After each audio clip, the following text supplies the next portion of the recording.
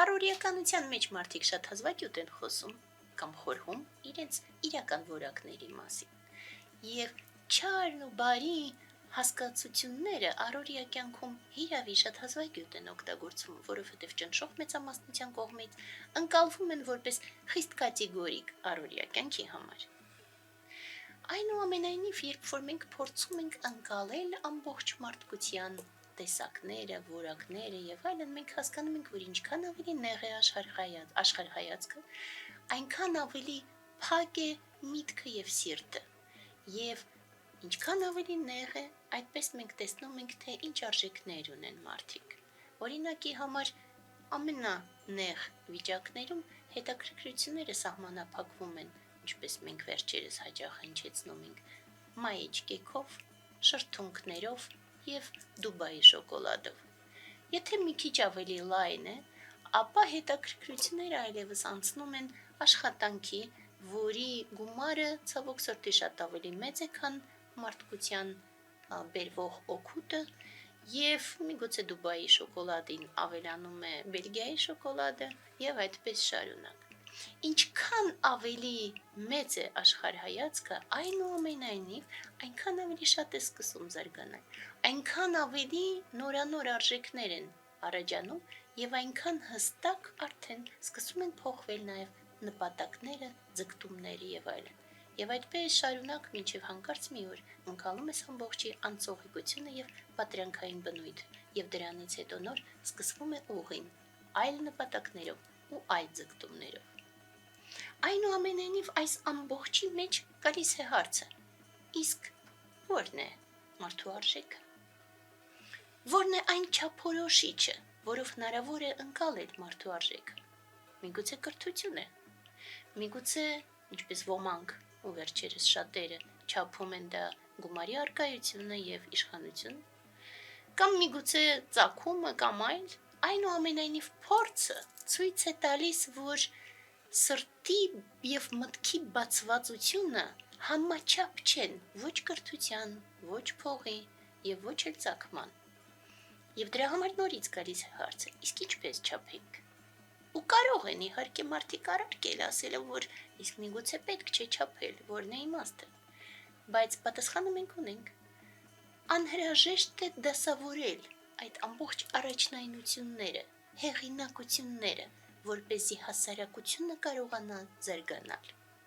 Հասարակության համար սա հիրավի անհրաժեշտ է։ Եվ օգնությանը մեզ մշտապես գալիս են արտահայտություններ տարբեր ժամանակներից, տարբեր մարդկանցից, տարբեր զարգացման մակարդակի մարդկանցից։ Արտահայտություններ, որոնք որ ուղղված են հիշեցնելու մեզ գլխավորի մասին, որպեսզի լույսը երբեք չմարի։ Եվ այդպես տեսնենք, թե ինչ արտահայտություն մենք ունենք այսօր։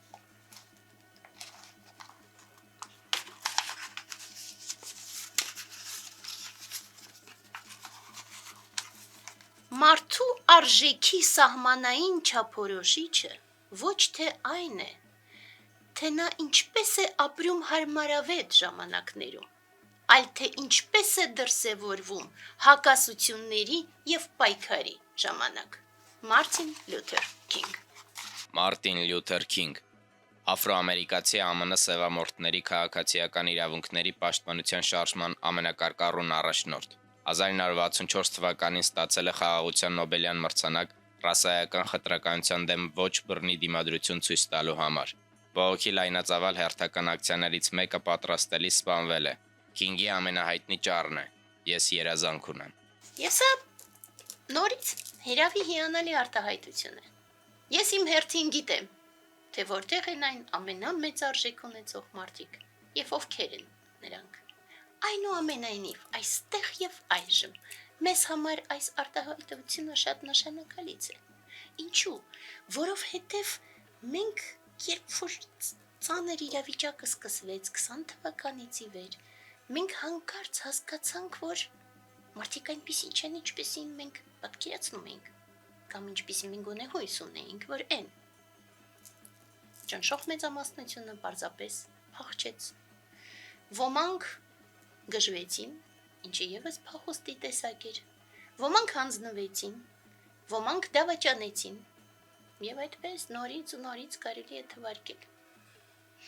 Մյուս կողմից պարզվեց, որ մեզ չհերիքեց այն հիմնականը, որը որ պետք էր, որ հերիքեր։ Չհերիքեց սերը, եւ դրա համար մարդիկ չպաշտպանեցին իրենց սեփական հողերը։ Չհերիքեց հավատը, եւ դրա համար չգտնվեցին մարդիկ, ովքեր կպարկեին Գանձասարի, Դադիվանքի, Ամարասի շեմերին եւ կասեին. ավելի լավ է մահանամ, բայց չեմ հանձնի։ Եվ այդպես չգտնվեց ու չհերիքեց հավատը։ Չհերիքեց խելքը, եւ դրա համար անընդմեջ շարունակում են մինչ այժմ ապավինել, որ Եվրոպան կգա եւ կփրկի մեզ։ Չհերիքեց հանդգնությունը եւ այդ էներգիան, որպեսզի այնուամենայնիվ պայքարեն։ Բայց այդ ամբողջի հետ միասին հանկարծ պարզվեց, որ լրիվ այլ մարդիկ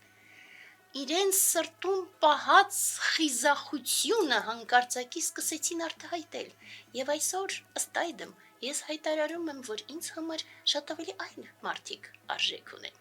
Ինձ համար շատ ավելի մեծ արժեք ունեն մարդիկ, ովքեր տեղերում պայքարում էին եւ են։ Ավելի մեծ արժեք ունեն, քան շատ մյուսները, շատ ավելի կրթված, շատ ավելի ապահոված, շատ ավելի ինչ-որ բաներ խոսացող, շատ ավելի մեծ արժեքներ ունեն այն մարդիկ, ովքեր որ եկեղեցում 7 վերքում հանկարծ կարողացան գնալ եւ հնչեցնել ի հեճուկս դավաճանի, հնչեցնել վեհափար Հայրապետի անունը։ Նրանք, ովքեր կարողացան գնալ օհանավանք եւ ասել, որ դու իրավունք չունես պատարակ անելու մեր Սուրբ եկեղեցում։ Նրանք, ովքեր հայտարարում էին Նիկոլին տարբեր տեղերում իրեն հանդիպելիս, որ ինքը դավաճան է, նրանք, ովքեր որ կարողանում էին անգամ անձրևանոց նետել իր ուղությամբ, այդ բոլոր մարդիկ ինձ համար ավելի մեծ արժեք ունեն այսօր։ Եվ բոլոր մակարդակներում, բոլոր վայրերում շատերի դիմակները պատրվեցին, եւ պատրվեցին դիմակներ անգամ որոշ հոգեվորականների, ովքեր որ դավաճանեցին Սուրբ Մայրաթորը։ Եվ նման իրավիճակներում նոր մենք հասկանում ենք մարդկանց իրական արժեքը։ Եվ հենց միայն նման իրավիճակներում մենք հասկանում ենք, թե որն է մարդ լինելու խորքային նույնիսկ հասկացությունը չէ, պարտականությունը։ Եվ ըստ այդմ փորձենք դիմել բոլորին, փորձենք կոչ անել յուրաքանչյուրին, որ փորձի վերանայել սեփական արժեքները, փորձի նոր հայացքով նայել սեփական հայրենիքին եւ ընկալի, թե ինչ է իր համար հայրենիքը, փորձի նոր հայացքով նայել այն ամբողջին, ինչ որ ինքը մտածում է, որ արժևորում է, բայց իրականում այդ արժեքի համար չի պայքարում, եւ այդ նոր հայացքով միայն ամբողջին նայելով նորովի սիրի, նորովի հավատա, նորովի ձգտի եւ այդ ժամանակ վստահաբար կգտնի իր մեջ խիզախություն եւ միայն այդ ամբողջով հանդերձ մենք կկարողանանք զարգանալ, որպեսզի լույսը երբեք չմարի։